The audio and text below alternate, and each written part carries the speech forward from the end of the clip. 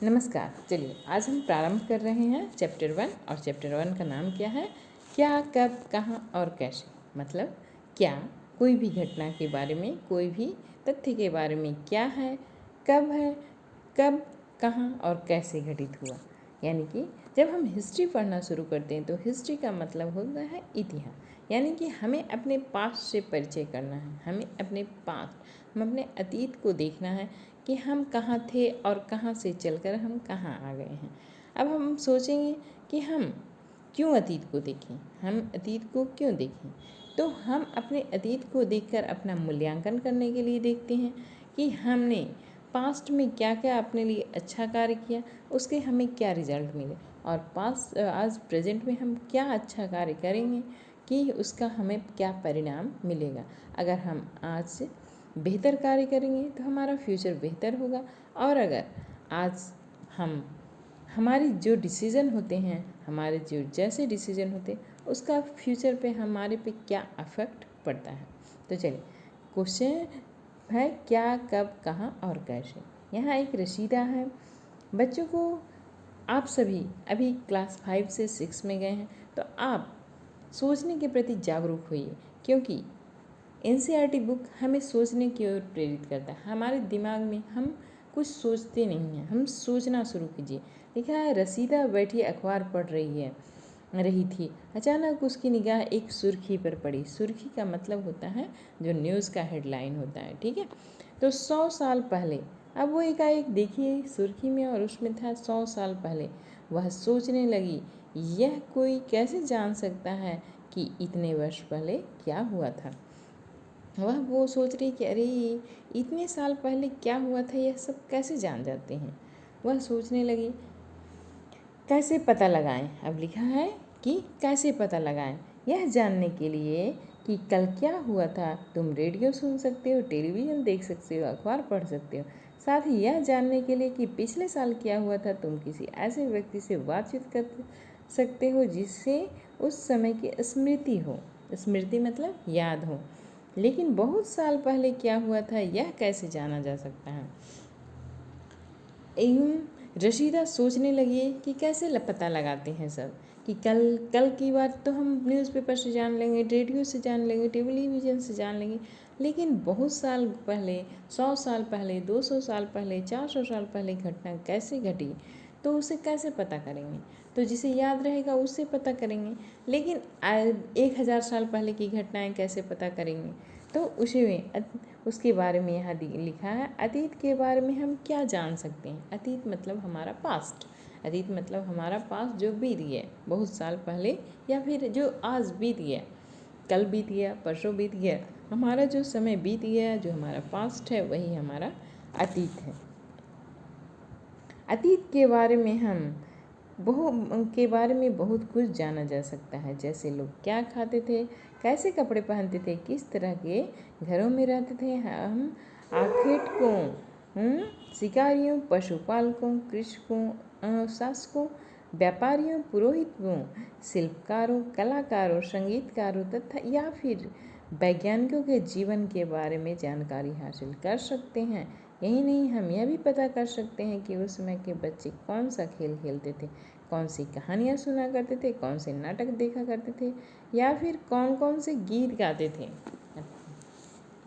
देखिए, अतीत के बारे में हम ये सब कुछ जान सकते हैं। क्या क्या जान सकते हैं कि वो क्या खाते थे। जैसे हम जानते हैं कि आदि मानव सबसे प्रारंभ में बिना कपड़े के रहते थे, फिर उन्होंने कपड़े पहनना शुरू किया, जानवरों का छाल पहनना शुरू किया, और फिर क्या किया, पेड़ों का छाल पहनना शुरू किया, पत्तों का कपड़े बनाकर पहनना शुरू किया। तो ये हम कैसे जानते हैं, हम अतीत के बारे में हम ये जान रहे हैं कि वो किस प्रकार रहते थे, उनके पास पहले घर नहीं था, तो ये सब कैसे पता हुआ। तो ये कहा जा रहा है कि हम अतीत के बारे में बहुत कुछ जान सकते हैं। यह भी जान सकते हैं कि वो कपड़े पहनते थे, कैसे कपड़े पहनते थे, उनके घर कैसे थे, वो शिकार क्या क्या करते थे, वो पशुपालक थे, कृषकों के बारे में, शासकों के बारे में, व्यापारियों, पुरोहित मतलब होता है जो अपने अपने धर्म में जो सभी धर्म में जो आदमी भगवान का पूजा करवाता है, जैसे कि हिंदू धर्म में होते हैं ब्राह्मण, मुस्लिम धर्म में होते हैं मौलाना, और ईसाई धर्म में होते हैं पादरी। उसी प्रकार अलग अलग धर्म में जो अलग अलग धर्म से रिलेटेड व्यक्ति होते हैं उन्हें पादरी बोला जाता है, उन्हें पुरोहित बोला जाता है। ठीक है, तो शिल्पकारों, कलाकारों, संगीतकारों या फिर वैज्ञानिकों ने क्या क्या हमारे जीवन में चेंज लिया, उन्होंने क्या क्या इन्वेंशन किया, इन सब के बारे में हम जान सकते हैं। यही नहीं, हम यह भी पता कर सकते हैं कि बच्चे उस समय क्या खेलते थे, क्या खाते थे, कैसी कहानियाँ सुनते थे, कौन से गीत गाते थे, लोग कहाँ रहते थे। अब यहाँ पूछ रहा है कि लोग कहाँ रहते थे। मानचित्र एक पृष्ठ में नर्मदा नदी का पता लगाओ। यहाँ देखिए मानचित्र हमारा है, यहाँ आगे देखिए, यहाँ पे देखिए, ये हमारा मानचित्र है और इसमें हमको नर्मदा नदी पता करना है। तो देखिए यहाँ पे हमारा नर्मदा नदी है। ठीक है, अब हम आगे देखते हैं क्या बोल रहा है क्वेश्चन में कि कई लाख वर्ष पहले लोग इसी नदी के तट पर रहते थे। कई लाख वर्ष पहले जो नर्मदा नदी है, नर्मदा नदी के तट पर कई लाख वर्ष पहले आदमी लोग निवास करते थे। जो प्रारंभिक आदि मानव थे वो नर्मदा नदी के तट पर निवास करते थे। आरंभिक लोगों में कुछ कुशल संग्राहक थे। कुशल संग्राहक, संग्राहक मतलब जो संग्रह करते थे। संग्रह मतलब उस समय आदि मानव सिर्फ खाना या फिर खाना संग्रह करते थे। उन्हें उस समय वो कृषि उत्पादन कार्य नहीं जानते थे, तो वो खाना को संग्रह करते थे। क्योंकि हर समय उनके पास खाना अवेलेबल नहीं होता था, तो वो जंगलों से फल को, फूल को, कंद मूल फल को इकट्ठा करते थे और उन्हें संग्रह करके इकट्ठा करके रखते थे। तो उसे कुशल संग्राहक कहा जाता है। जो आसपास के जंगलों की विशाल संपदा से परिचित थे। हम अपने भोजन के लिए वे जड़ों, फलों, जंगल के अन्य उत्पादों का यहीं से संग्रह किया करते थे। वे जानवरों का आखेट भी किया करते थे, वे जानवरों का शिकार भी किया करते थे। चलिए फिर अब तुम उत्तर पश्चिम के सुलेमान और किरथर पहाड़ियों का पता लगाओ। देखिए अब हम पता करेंगे सुलेमान। यहाँ देखिए, यहाँ पे सुलेमान की पहाड़ी है और ये किरथर की पहाड़ी है। तो बोल रहा है किरथर पहाड़ियों का पता लगाओ। इसी क्षेत्र में कुछ ऐसे स्थान हैं जहाँ 8000 वर्ष पूर्व स्त्री पुरुष सबसे पहले गेहूँ और जौ का उत्पादन करते थे। यही एरिया है, ये जो एरिया है यहाँ पे सबसे पहले गेहूँ और जौ का उत्पादन शुरू हुआ था। कब हुआ? 8000 ईसा पूर्व पहले से, 8000 ईसा पूर्व पहले वर्ष पूर्व स्त्री पुरुषों ने सबसे पहले गेहूँ और जौ जैसी फसलों को उपजाना आरंभ किया। उन्होंने भेड़, बकरी और गाय बैल जैसे पशुओं को पालतू बनाना शुरू किया। सबसे पहले यहीं पे लोगों ने क्या किया? भेड़ को, बकरी को, गाय बैल को पालतू पशु इन किरथर तथा सुलेमान की पहाड़ियों पर बनाना शुरू किया। वे लोग गाँव में रहते थे, यहाँ वो लोग गाँव में रहते थे। और ये उत्तर पूर्व में गारो तथा मध्य भारत में विंध्य पहाड़ियों का पता लगा। ये देखिए उत्तर पूर्व में ये गारो की पहाड़ियाँ हैं और यहीं पे नर्मदा नदी के ऊपर में विंध्य की पहाड़ियाँ हैं। तो पता लगाओ। ये कुछ अन्य ऐसे क्षेत्र हैं जहाँ कृषि का विकास हुआ। इन क्षेत्रों में क्या हुआ? कृषि का विकास हुआ। सबसे पहले चावल उगाया गया और जहाँ कृषि का विकास शुरू हुआ वहाँ सबसे पहले चावल का उत्पादन शुरू हुआ। वे स्थान विंध्य के उत्तर में स्थित हैं। ये विंध्य के उत्तर यानी कि विंध्य पहाड़ियों के ऊपर में सबसे पहले चावल का उत्पादन शुरू हुआ। फिर आगे हम देखते हैं। चलिए मानचित्र पर सिंधु तथा उसकी सहायक नदियों का पता लगाने का प्रयास करो। देखिए हम मानचित्र पे हम सिंधु नदी यहाँ पे हम देखते हैं। चलिए यहाँ पे देखिए सिंधु, यहाँ पे देखिए आप देख सकते हैं, यहाँ पे सिंधु नदी है, ये सिंधु नदी है, ये सिंधु नदी है। यहाँ पे झेलम नदी है, व्यास नदी है, रावी नदी है और सतलज नदी। ये सभी क्या है? हमारी सिंधु नदी की सहायक नदियाँ हैं। सिंधु नदी की सहायक नदियाँ हैं। सहायक नदियाँ किसे उन्हें कहते हैं जो एक बड़ी नदी में मिल जाती है। लगभग हैं सहायक नदी। ये देखिए यहाँ से जो छोटी छोटी नदियाँ आ रही हैं, ये सभी नदियाँ आकर सिंधु नदी में मिल जा रही है। यानी कि छोटी छोटी नदियाँ जब बड़ी नदी एक बड़ी नदी का निर्माण करती हैं, छोटी छोटी धाराएं या फिर छोटी छोटी नदियाँ जब एक बड़ी नदी में मिल जाती हैं, तो उस बड़ी नदी की ये छोटी छोटी नदियाँ उनकी सहायक नदियाँ कहलाती हैं। ठीक है, जैसे गंगा की हमारी गंगा नदी है, तो गंगा की सहायक नदी है। देखिए ये गंगा नदी है, ये गंगा की बहुत सारी सहायक नदियाँ हैं। वैसे ही सिंधु की बहुत सारी सहायक नदियाँ हैं। सहायक नदी जो एक बड़ी नदी में मिल जाती है।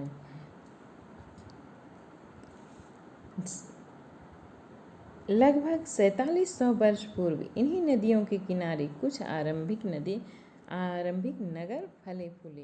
क्या बोला जा रहा है? मानचित्र पर सिंधु तथा उसकी सहायक नदियों का पता लगाओ। देखिए यहाँ सिंधु नदी है तथा इसकी सहायक नदियाँ हैं झेलम, ब्यास, सतलज, रावी। ये सिंधु नदी की सहायक नदियाँ हैं। सहायक नदियाँ उन्हें कहते हैं एक बड़ी नदी में मिल जाती हैं। सहायक नदी एक जो ये देखिए सिंधु नदी है, इसमें ये सभी सहायक नदियाँ मिल चुकी है, तो इसे सहायक नदी कहते हैं। लगभग 4700 वर्ष पूर्व इन्हीं नदियों के किनारे कुछ आरंभिक नगर फले फूले। बोला इसी जो नदी ये जो सहायक नदियाँ हैं, यहीं पे 4700 वर्ष पूर्व क्या हुआ था, वह एक सबसे प्रारंभिक जो इस प्रायद्वीप का इस क्षेत्र का सबसे प्रारंभिक नगर था, वह फला फूला था। ठीक है, गंगा तथा इसकी सहायक नदियों के किनारे समुद्री तटों में नगरों का विकास हुआ जो 2500 वर्ष पूर्व हुआ। जो ये गंगा नदी है और गंगा नदी के सहायक नदियों के किनारे जो नगर का विकास हुआ वो कब हुआ, यह 2500 वर्ष पूर्व हुआ। ये क्या हुआ, ये 2500 वर्ष पूर्व हुआ और यहाँ पे 4700 वर्ष यहाँ पे हुआ। ठीक है, गंगा तथा इसकी सहायक नदी सोन का पता लगाओ। अब देखिए यहाँ बोल रहा है गंगा नदी, तो देखिए यहाँ पे जो नदी है ये सोन नदी है। गंगा तथा इसकी सहायक नदी सोन का पता लगाओ। गंगा के दक्षिण में इन नदियों के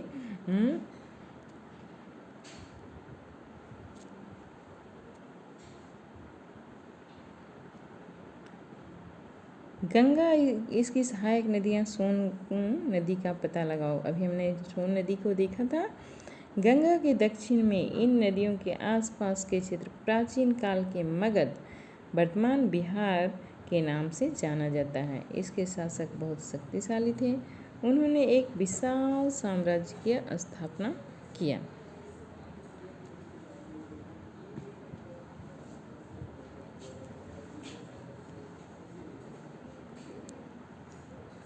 यहाँ देखिए ये जो सोन नदी है, यहीं पे जो सोन नदी है यहाँ पे बिहार राज्य है और यहीं पे सबसे पहला जो साम्राज्य था मगध साम्राज्य, उसका विकास हुआ था। ठीक है, और वह बहुत ही शक्तिशाली था। यह बहुत ही शक्तिशाली था। लोगों ने सदैव उपमहाद्वीप के एक हिस्से से दूसरे हिस्से की यात्रा की। कहा जा रहा है कि इस महाद्वीप में लोगों ने सदैव एक महाद्वीप से सदैव उपमहाद्वीप के एक हिस्से, ये जो पूरा एरिया है इसे एक उपमहाद्वीप कहा जाता है। हम लोग पढ़ेंगे कि इसे उपमहाद्वीप क्यों कहा जाता है। ठीक है, एक तो बताया जा रहा है कि इस महाद्वीप में सभी जो यहाँ के जो निवासी थे वो हिमालय की चोटी से कन्याकुमारी तक से यात्रा किया करते थे तथा गुजरात से असम, गुवाहाटी या अरुणाचल प्रदेश तक वो सफ़र किया करते थे। लोगों ने सदैव उपमहाद्वीप के एक हिस्से से दूसरे हिस्से की यात्रा की। अब यात्रा क्यों की? कभी कभी हिमालय जैसे ऊंचे पर्वत, पहाड़ी, रेगिस्तान, नदियों, समुद्रों के कारण यात्रा जोखिम भरी होती थी। फिर भी वे यात्रा उनके लिए असंभव नहीं थी। क्या बोल रहे हैं कि जो यात्राएं थी वो बहुत ही आसान नहीं होती थी, लेकिन फिर भी वो जोखिम भरी होती थी, लेकिन फिर भी वो यात्रा को करते थे। असंभव नहीं थी। अतः कभी लोग काम की तलाश में तो कभी प्राकृतिक आपदाओं के कारण एक स्थान से दूसरे स्थान जाया करते थे। वो क्यों एक स्थान से दूसरे स्थान जाते थे? काम की तलाश में। जैसे आप आज भी देखते होंगे शहरों में बहुत सारे, हमारे देश में एक ही शहर में बहुत सारे ज़िले के, एक ही कॉलोनी में बहुत सारे लोग, अलग अलग क्षेत्र से रहने वाले लोग काम की तलाश में, काम के की खोज में एक ही जगह पे रहते थे। तो यह आज ही की बात नहीं है। यह जो कल्चर है, यह जो हमारा संस्कृति है, यह प्राचीन काल से चला आ रहा है। कभी हम आपदा मतलब कहीं भूस्खलन हो गया, कहीं बाढ़ आ गया, कहीं भूखमरी आ गया, तो वहाँ के लोग दूसरे स्थान पे चले जाते थे। कभी कभी सेनाएं दूसरे क्षेत्र पर विजय हासिल करने के लिए जाती थी। जो हमारा जो देश है, हमारे देश में पहले बहुत सारे राजा शासन करते थे।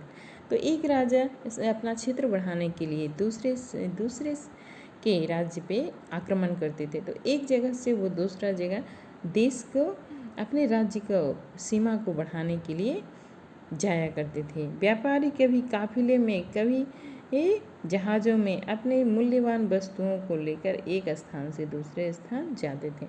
जो हमारे व्यापारी वर्ग हैं, हमारा जो भारत है, वह बहुत ही व्यापार के मामले में प्राचीन काल से ही समृद्ध रहा है।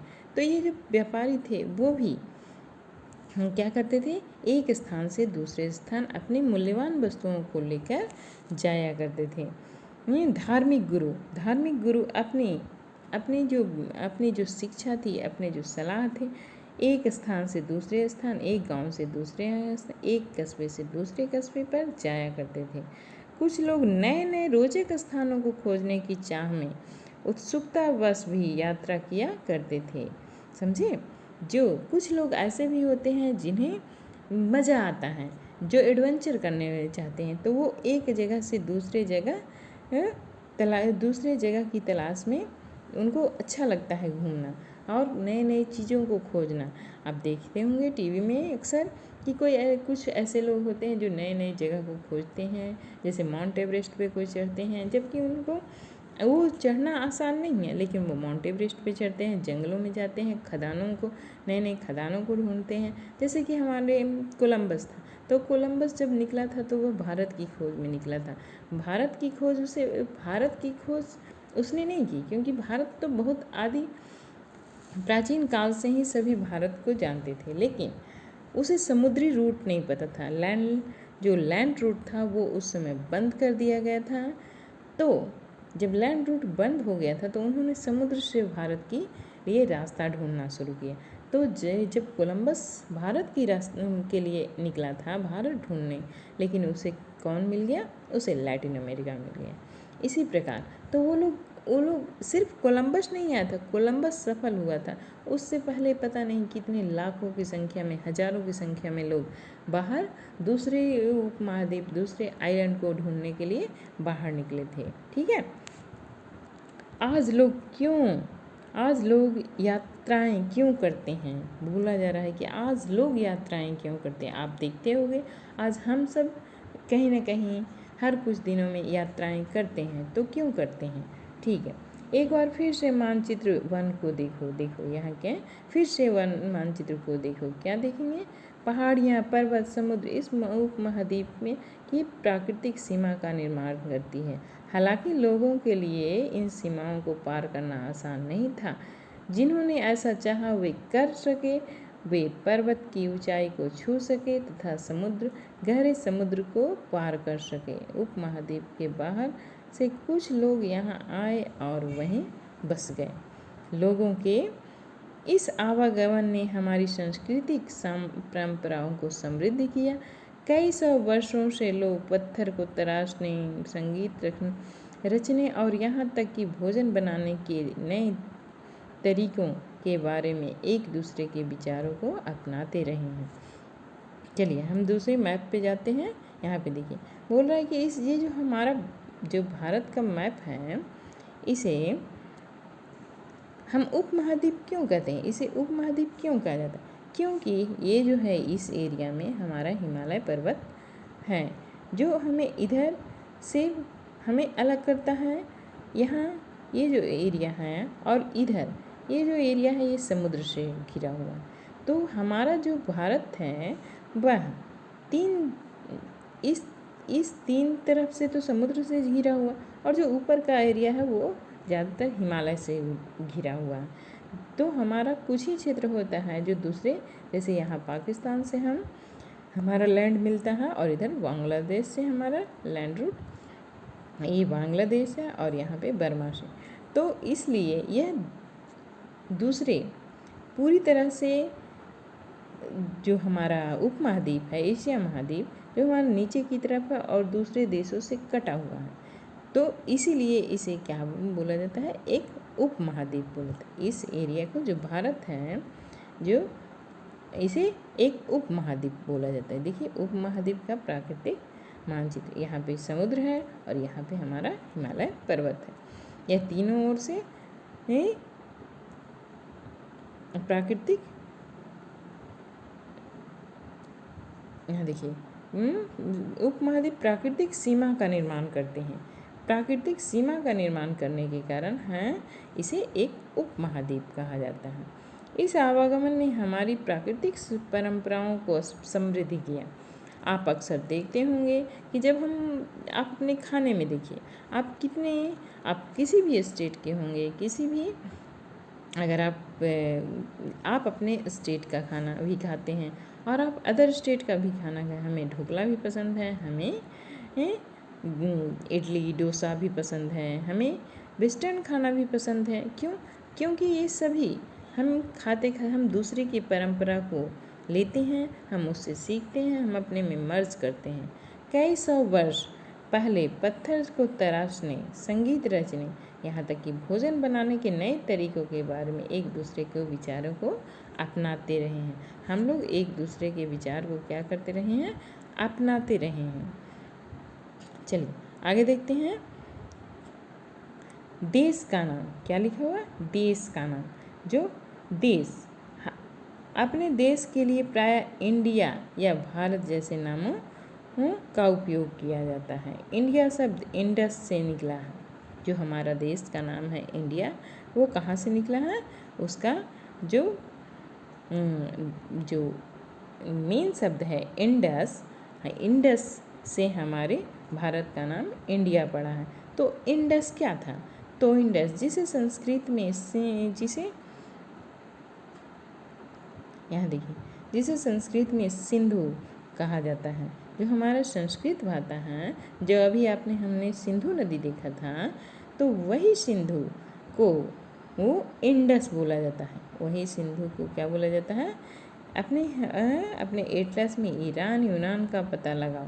अभी आप एटलस देखिएगा, उसमें ईरान और यूनान का पता लगाइएगा। लगभग 2500 वर्ष उत्तर पश्चिम की ओर से आने वाले ईरानियों और यूनानियों ने सिंधु को इंडस, हिंदोश तथा इंदोश और इस नदी के पूर्व स्थित भूमि प्रदेश को इंडिया कहा।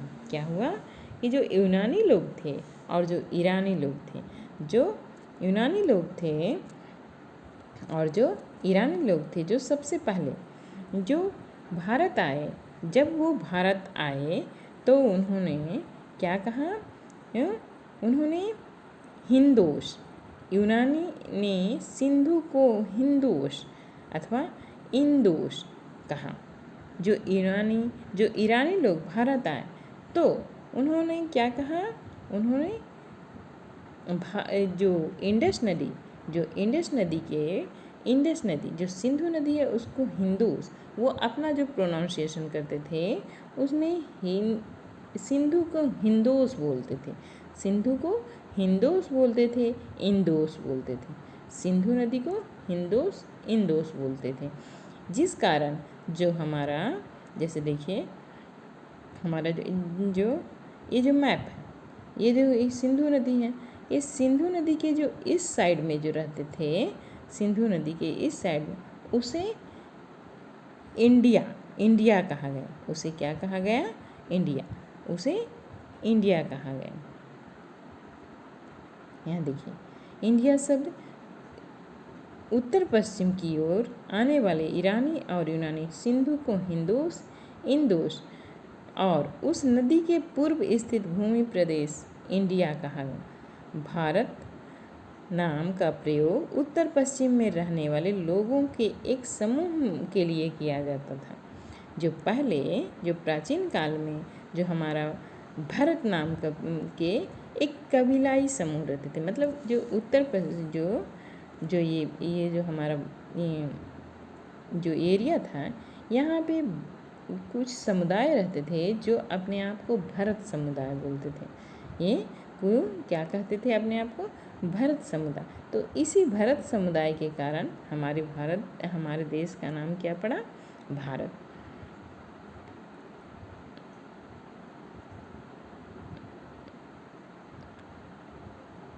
इस समूह का उल्लेख संस्कृत के आरंभिक लगभग 3500 वर्ष पुराने कृति ऋग्वेद में भी मिलता है। क्या लिखा गया है कि जो वर्णन है हिंदोस, इंदोस तथा हिंदोस के जो पूर्व में रहने वाले लोग इंडिया कहलाया, उसका वर्णन कहाँ मिलता है? ऋग्वेद में मिलता है। कहाँ मिलता है? ऋग्वेद में मिलता है। बाद में इसका प्रयोग देश के लिए होने लगा। बाद में इसका प्रयोग क्या किया? अतीत के बारे में कैसे जानें? यहाँ देखिए लिखा है अतीत के बारे में कैसे जानें। अतीत मतलब हमारा जो पास्ट है, हमारा जो प्राचीन काल है, उसके बारे में हम कैसे जानें। अतीत की जानकारी, यहाँ लिखा है अतीत की जानकारी हम कई तरह से प्राप्त कर सकते हैं। इनके लिए एक तरीका अतीत की लिखी गई पुस्तकों को ढूंढना और पढ़ना है। अतीत के बारे में हम जानकारी किस प्रकार प्राप्त कर सकते हैं? तो हम उन अतीत में प्राप्त उनके पुस्तकों को ढूंढकर उससे जानकारी उन्हें पढ़कर प्राप्त कर सकते हैं। पुस्तकें हाथ से लिखी होने के कारण पांडुलिपि कही जाती है। उस समय पुस्तकें हाथ से लिखी जाती थी। जब हम प्राचीन काल में जब मशीन का इन्वेंशन नहीं हुआ था, तो उस समय पुस्तकें हाथ से लिखी जाती थी। अंग्रेजी में पांडुलिपि के लिए प्रयुक्त होने वाली शब्द मैन्यूस्क्रिप्ट है। शब्द लैटिन शब्द मेनू जिसका अर्थ क्या होता है? हाथ से निकला है। ये पांडुलिपियाँ प्रायः ताड़पत्रों और हिमालय क्षेत्र में उगने वाले वुर्ज नामक पेड़ की छाल से विशेष तरीके से तैयार भोजपत्र पर लिखी मिलती थी। क्या बोल रहा है? जो हम अतीत हैं, हम अतीत के बारे में कैसे जानें? अतीत के बारे में तो हम बहुत चीज़ों से जान सकते हैं। जैसे कि आप हड़प्पा सभ्यता के बारे में अगर जानना चाहेंगे, तो हम हड़प्पा सभ्यता के बारे में हम वहाँ के स्ट्रक्चर, वहाँ के डिज़ाइन, वहाँ से जो अवशेष मिले हैं, उन सब से हम पता करते हैं, उनका मूल्यांकन करते हैं तथा और उसके बाद जो हमारे वैदिक काल हैं, उन सब में हमारी पांडुलिपि क्योंकि वहाँ से लिखना प्रारंभ हो गया था, तो वहाँ से हम पांडुलिपि के बारे में जानते हैं। पांडुलिपि क्या होता है? जो हमारे हिमालय की क्षेत्र में भुर्ज नामक पेड़ की छाल को विशेष तरीके से तैयार किया जाता था। उसे उसके तैयार भोजपत्र पर लिखी मिलती है। ठीक है, ये देखिए ताड़पत्रों से बनी पांडुलिपि का एक पृष्ठ। यहाँ देखिए ये जो है ये ताड़पत्रों पर लिखी हमारी एक पांडुलिपि है। ठीक है, यह पांडुलिपि लगभग 1000 वर्ष पहले लिखी गई थी। यह कब लिखी गई थी? 1000 वर्ष पूर्व, ईसा पूर्व। किताब बनने के लिए ताड़ के पत्तों को काटकर उनके अलग अलग हिस्सों को एक साथ बांध दिया जाता था। बुर्ज पेड़ की छाल से बनी ऐसी ही एक पांडुलिपि को तुम यहाँ देख रहे हो। ठीक है, तो यहाँ बुर्ज पेड़ की छाल से ये एक पांडुलिपि बनी हुई है, जिसे हम लोग अभी देख रहे हैं। इतने वर्षों में इनमें से कई पांडुलिपियों को कीड़ों ने खा लिया, कुछ नष्ट कर दी गई। फिर भी कई पांडुलिपियाँ आज भी उपलब्ध हैं। प्रायः ये पांडुलिपियाँ मंदिरों, विहारों में प्राप्त होती हैं। इन पुस्तकों में धार्मिक मान्यताओं, व्यवहारों, राजाओं के जीवन, औषधियों तथा बिहार आदि सभी प्रकार के विषयों की चर्चा मिलती है। इसके अतिरिक्त हमारे यहाँ महाकाव्य, कविताएं और नाटक भी है। इनमें से कई संस्कृत में लिखे हुए मिलते हैं, जिसमें अन्य प्राकृतिक एवं तमिल हैं। प्राकृतिक भाषा प्रयोग आम लोग करते थे। क्या बोला जाता है, जो उस समय की पांडुलिपि है वो किस भाषा में लिखी जाती थी? संस्कृत में लिखे जाते थे और प्राकृत तथा तमिल में लिखे जाते हैं। इसमें से कई संस्कृत में लिखे हैं, जबकि अन्य प्राकृत और तमिल में लिखे गए हैं। ठीक है। प्राकृत भाषा जो उस समय की आम बोलचाल की भाषा थी, वो कौन सी भाषा थी? प्राकृत थी।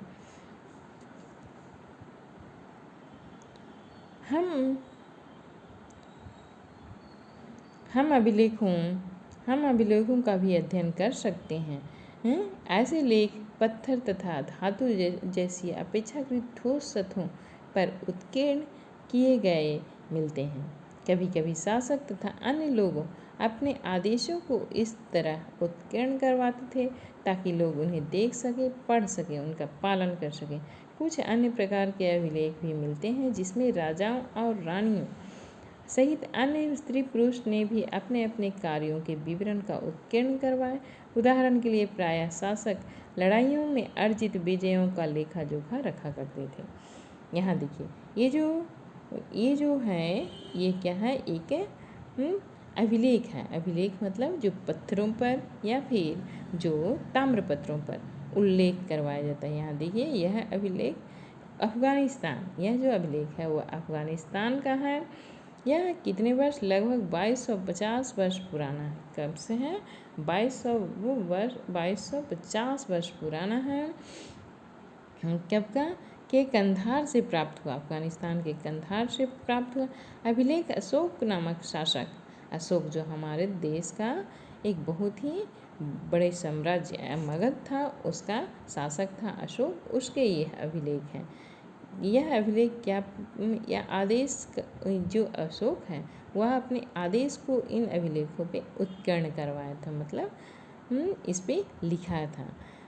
इस शासक के विषय में तुम अध्ययन 7 में पढ़ोगे। हम आगे लेसन में आगे चैप्टर 7 में इसे पढ़ेंगे। ठीक है। जब हम कुछ लिखते हैं, बोला जा रहा है जब हम कुछ लिखते हैं तो हम जो लिखते हैं वो एक लिपि होती है, तो किसी लिपि का प्रयोग करते हैं। लिपियों, अक्षरों तथा संकेतों से बनी होती है। जब हम कुछ बोलते हैं अथवा पढ़ते हैं तो हम एक भाषा का प्रयोग करते हैं। यह अभिलेख में इस क्षेत्र में प्रयुक्त होने वाली यूनानी तथा अशोक नामक 2 भिन्न लिपियों तथा भाषाओं में है। ये जो है ये 2 भाषाओं में है, 2 लिपियों में है। ठीक है। क्या तुम बता सकते हो कि कठोर सतह पर लेख लिखने में क्या लाभ थे तथा उसे करवाने में क्या परेशानियां होती? अब आप सोच के बताइए कि जब हम पत्थर पे लिखते हैं तो उसे लिखने में क्या क्या परेशानी होगी और उसे क्या क्या लाभ होंगे। सबसे पहला लाभ तो होगा कि यह जो लिखावट है ये प्राचीन काल से, अशोक काल से 2250 वर्ष पुराना है। तब भी ये जैसे का तैसा, मतलब जैसे लिखा गया, इसमें बहुत ज़्यादा फेरबदल की संभावना नहीं होती है। यह वैसे के वैसे ही बहुत सालों तक आगे बढ़ते जाए, लेकिन इसे लिखने में बहुत परेशानी होती है। इसमें शिल्पकार बहुत ही ज़्यादा मेहनत करते हैं, तब जाकर इस प्रकार के ये अभिलेख लिखे जाते हैं। ठीक है। आगे हम देखते हैं। इसके अतिरिक्त अन्य कई वस्तुएं अतीत में बनी और प्रयोग में लाई जाती थी। ऐसे वस्तुओं का अध्ययन करने वाला व्यक्ति पुरातत्वविद कहलाता है। क्या बोल रहा है कि जो हमारे प्राचीन काल में बहुत सारे, जब आप देखते होंगे कहीं पे खुदाई होती है तो वहाँ से अलग अलग चीज़ प्राप्त होते हैं। तो जो कभी बर्तन मिलते हैं, कभी मटका मिलता है, या फिर सिक्के मिलते हैं, या फिर घरों के अवशेष मिलते हैं, तो उन सब के बारे में जो अध्ययन करता है उसे क्या बोला जाता है? पुरातत्वविद। उन्हें क्या बोलते हैं? पुरातत्वविद। पुरातत्वविद पत्थर और ईंट से बनी इमारतों के अवशेषों, चित्रों, मूर्तियों आदि का क्या करते हैं? अवलोकन करते हैं, उन्हें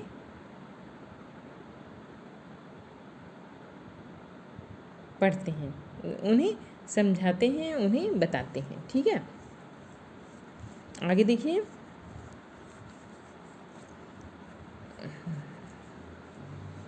अतीत एक या अनेक। अब यहाँ पे हम देख रहे हैं कि अतीत, जो इस बात में जिसके बारे में हम बात कर रहे हैं कि अतीत है, तो क्या होता है ये अतीत? और अतीत एक ही होता है या अनेक होता है? बोल रहा है कि सिर्फ अतीत एक ही होता है या अनेक होता है। क्या तुमने इस पुस्तक के शीर्षक हमारे अतीत पर ध्यान दिया? यहाँ अतीत शब्द का प्रयोग बहुवचन के रूप में किया गया है। ऐसे इस तथ्य की ओर ध्यान दिलाने के लिए किया गया है कि अलग अलग समूहों के लोगों के लिए अतीत के अलग अलग मायने होते हैं। उदाहरण के लिए पशुपालकों अथवा कृषकों के जीवन राजाओं और रानियों के जीवन से तथा व्यापारियों तथा शिल्पकारों के जीवन से बहुत भिन्न था।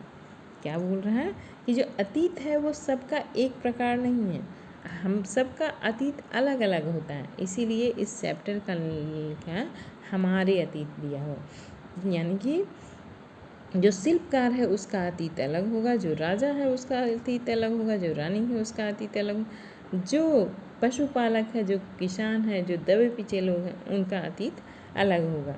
जैसा कि हम आज भी देखते हैं, उस समय भी देश में अलग अलग हिस्सों में लोग अलग अलग व्यवहारों, रीति रिवाजों का पालन करते थे। उदाहरण के लिए आज अंडमान निकोबार द्वीप अधिकांश लोग अपना भोजन मछलियाँ पकड़ कर शिकार करके तथा फल फूल संग्रह करके प्राप्त करते हैं। इसके विपरीत शहरों में रहने वाले लोग खाद्य आपूर्ति के लिए अन्य व्यक्तियों पर निर्भर करते हैं।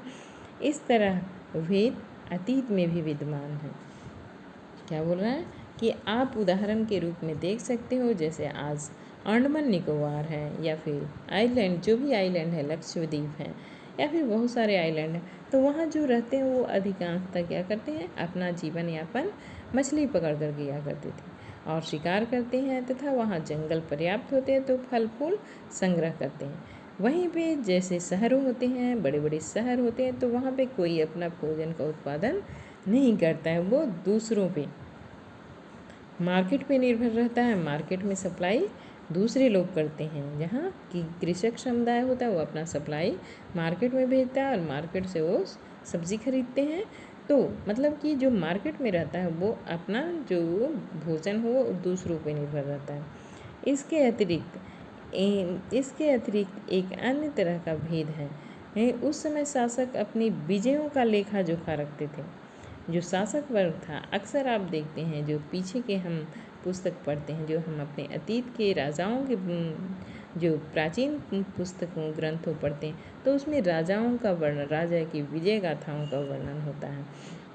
तो वो विजयों का लेखा जोखा रखते हैं। जो राजा रहते थे वो अपने विजय का लेखा जोखा रखते। यही कारण हम उन शासकों तथा उनके द्वारा लड़ी जाने वाली लड़ाइयों के बारे में काफ़ी कुछ जानते हैं, जबकि शिकारी, मछुआरे, संग्राहक, कृषक तथा पशुपालक जैसे आम आदमी प्रायः अपने कार्यों का लेखा जोखा नहीं रखते हैं। पुरातत्व की सहायता से हमें उनके जीवन को जानने में मदद मिलती है। हालांकि अभी भी इसके बारे में बहुत कुछ जानना शेष है। क्या बोल रहा है कि हम पुरातत्वविद क्या करते हैं? इन्हीं सभी बातों पे अध्ययन करते हैं और उन्हें हम परिचित कराते हैं।